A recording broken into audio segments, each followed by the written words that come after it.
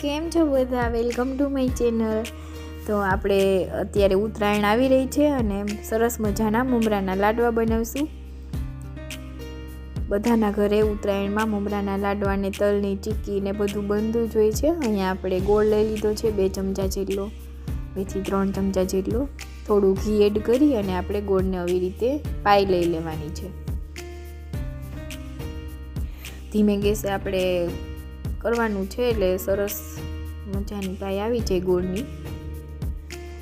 આવી રીતે બબલ્સ થવા માંડે એટલે થોડી વાર રહેવા દેવાનું છે. સુગંધ આવવા માંડે ગોળની શેકાઈ જવાની, એટલે કે પાઈની સરસ મજાની ગોળની સુગંધ આવવા માંડે એટલે આપણી પાઈ આવી ગઈ હોય. આવી રીતે ચલાવતું રહેવાનું છે અને હવે આપણે સરસ મજાની પાઈ આવી ગઈ છે, બબલ્સ થવા માંડ્યા હતા એટલે આપણે મમરા એડ કરી દઈશું. અત્યારે તો મમરા એકદમ કડકડિયા હોય છે.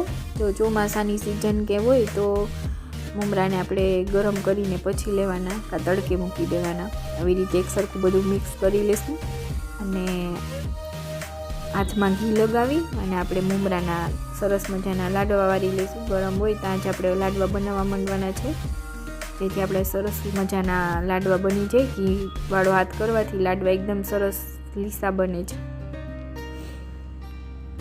અને હાથમાં મમરો ચોટતો પણ નથી.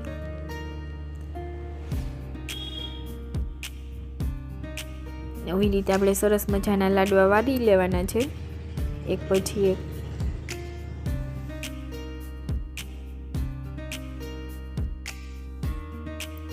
આવી રીતે આપણે બધા લાડવાને બનાવી લેશું. Thank you for watching my વિડીયોને. ચેનલમાં નવા હોય તો લાઇક, શેર અને સબસ્ક્રાઈબ કરવાનું ભૂલતા નહીં. આપણા સરસ મજાના મમરાના લાડવા બનીને તૈયાર થઈ ગયા છે ગરમ ગરમ. Thank you for watching.